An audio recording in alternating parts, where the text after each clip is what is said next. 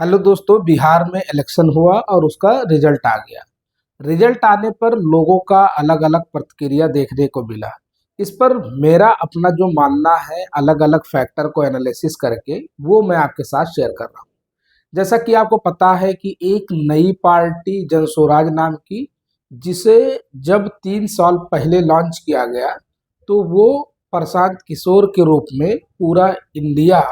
एक नए फॉर्मेट में देख रहा था।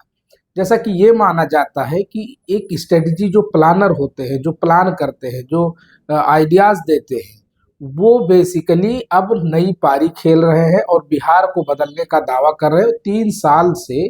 अलग अलग जगहों, गांव में, गलियों में, कूचों में पहुंचते रहे और लोग के बीच में एक चर्चा का विषय बन गया कि कुछ बिहार में इस तरह का बदलाव होने जा रहा है। एक पार्टी ये रही, दूसरा आरजेडी, जेडीयू और बीजेपी थी, जो कि मेन रोल में बिहार के पॉलिटिक्स में देखी हुई जा सकती थी। वहीं कांग्रेस भी एक फैक्टर मानी जा रही थी। लेकिन जब इलेक्शन चल रहा था तो अलग अलग लोगों का ये अंदाजा था कि रिजल्ट हो सकता है इस बार महागठबंधन के पक्ष में जाए। लेकिन वहां ये देखने को मिल रहा था कि महागठबंधन के पक्ष में अगर जा रहा है तो किस बेस पर जाएगा, क्या है उसकी मेन वजह। तो एक फैक्टर ये देखा जा रहा था कि जब तेजस्वी यादव नीतीश कुमार जी के साथ में मिल करके गवर्नमेंट बनाए थे तो उन्होंने कुछ कम टाइम पीरियड में कई गवर्नमेंट वैकेंसी लाए थे और खास करके टीचिंग्स में वैकेंसी को फुलफिल किए थे। एक वजह ये थी। दूसरा ये था कि अगर कांग्रेस के साथ आए हैं या कांग्रेस के साथ ना आते तो उसका क्या असर होता। कांग्रेस के साथ आने से इस रिजल्ट पर, हालांकि आरजेडी की भी सीटें बहुत कम हुई है, लेकिन इस उस पर यानी 2025 के इलेक्शन में बहुत ज्यादा कुछ बदलाव होता नहीं दिख रहा है। तीसरा एक फैक्टर जो रिजल्ट में बहुत देखने को मिला ये था कि एमआईएम, जो कि ऑल इंडिया मजलिस इत्तेहादुल मुस्लिमीन जो पार्टी थी, वो ढोल बजा करके और एक सिंबॉलिक तरीके से वो महागठबंधन में शामिल होना चाह रहे थे और वो केवल 6 सीट की डिमांड कर रहे थे कि हमें 6 सीट दे दीजिए और महागठबंधन में हमें शामिल कर लीजिए। तो महागठबंधन में उन्हें जगह नहीं मिली और एक जो लास्ट मूवमेंट पर बहुत ज्यादा लाइमलाइट में रहा वो साहनी जी, जो कि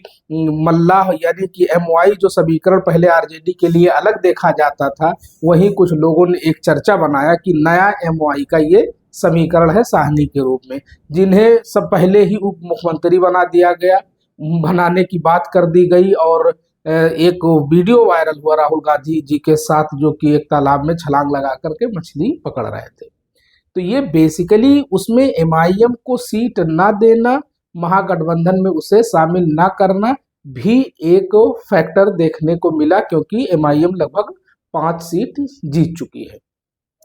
अब वहां एक और जो बहुत मायने निकाले जा रहे हैं, जिसको पॉजिटिव और निगेटिव इम्पैक्ट में सब देख रहे हैं, जितने पॉलिटिकल एनालिस्ट हैं वो एक बात कर रहे हैं कि जो 10,000 रुपए महिलाओं के खाते में भेजे गए एक टाइम लिमिट में, वो भी एक बड़ा फैक्टर निकला। उस पर आप एक्स अकाउंट देखेंगे, कई लोगों का जब एक्स अकाउंट चेक करेंगे तो उस पर ट्रोल होते हुए दिख रहा है कि एक बिहार जो एक अपनी आइडेंटिटी है उस पर भी लोग क्वेश्चन मार्क उठा रहे हैं कि अगर 10,000 पाने से अगर वोट का इधर से उधर हो सकता है तो एक आइडेंटिटी पर भी एक क्वेश्चन मार्क लगाते हैं।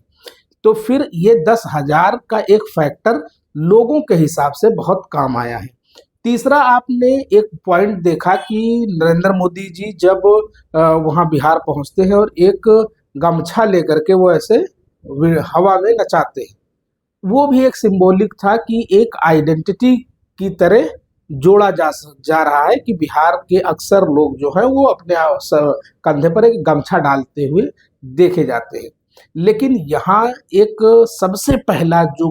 बिहार इलेक्शन आने से पहले एक क्वेश्चन मार्क लगते हुए दिखा, या जो उस प्रोसेस पे कई विपक्षी नेताओं ने क्वेश्चन मार्क लगाया, वो एसआईआर का प्रोसेस था, यानी स्पेशल इंटेंसिव रिवीजन। जो वोटर आईडी कार्ड था या जो वोटर लिस्ट से उसमें कुछ बदलाव हुए उसमें कुछ वोट काटे गए और कुछ वोट जोड़े गए, उसमें अलग अलग लोगों का अलग अलग अपना व्यू है। और फिर हम ये देखेंगे कि अलग अलग प्रदेश से भी, इवन मैंने जब अजीत अंजुम जी का वो एक पोस्ट पढ़ा तो उसमें ये था कि किस तरह बीजेपी ग्राउंड पर फाइट करती है, इलेक्शन लड़ती है। और उन्होंने कई बड़े मिनिस्टर्स के नाम उसमें मेंशन किए हैं कि वो लोग बिना कैमरे के, बिना माइक के वो लोग ग्राउंड पर लोगों को झुग्गी झोपड़ियों में समझाते हुए दिखे। अब एक बहुत इम्पॉर्टेंट बात जो मैं आपके साथ शेयर कर रहा हूँ ये है कि लोग बिहार इलेक्शन से पहले एक बात कर रहे थे कि जो बिहार के इलेक्शन का रिजल्ट होगा वो अदर जो स्टेट है, यानी एग्जाम्पल के तौर पे यूपी का जो 2027 का इलेक्शन है उस पर भी इम्पैक्ट देखने को मिलेगा। इसलिए हर पॉलिटिकल पार्टी के बड़े जो लीडरशिप थी वो बिहार में पहुंच करके अपने अपने आइडियोलॉजी के हिसाब से या पार्टी लाइन के हिसाब से उन्होंने उसका प्रचार प्रसार किया। जैसे एग्जाम्पल के तौर पे अगर देखेंगे कि योगी जी बिहार में गए पॉलिटिकल कैंपेनिंग के लिए, तो वहीं अखिलेश यादव जी भी गए पॉलिटिकल कैंपेनिंग के लिए।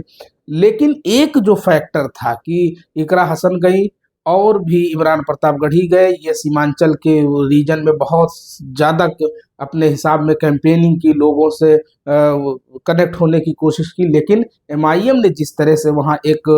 अपनी ताकत दिखाई है वो एक अलग नज़रिया है। तो ये पूरा जो बिहार का इलेक्शन जिस बेस पर हुआ है, मैं आपसे कमेंट बॉक्स में 3 पॉइंट दे करके जा रहा हूं कि आप मुझे इस क्वेश्चन का आंसर कमेंट बॉक्स में जरूर दें कि क्या फैक्टर रहा बेसिकली, क्या एसआईआर ने मेन काम किया, या 10,000 रुपया जो महिलाओं के अकाउंट में भेजे गए उसने मेन काम किया, या एमआईएम को महागठबंधन में न लाने से 10-15 सीटें उसकी नुकसान हुई है उसने काम किया, या बीजेपी की अपनी पॉलिटिकल स्ट्रेटजी या आइडियाज ने काम किया, या बीजेपी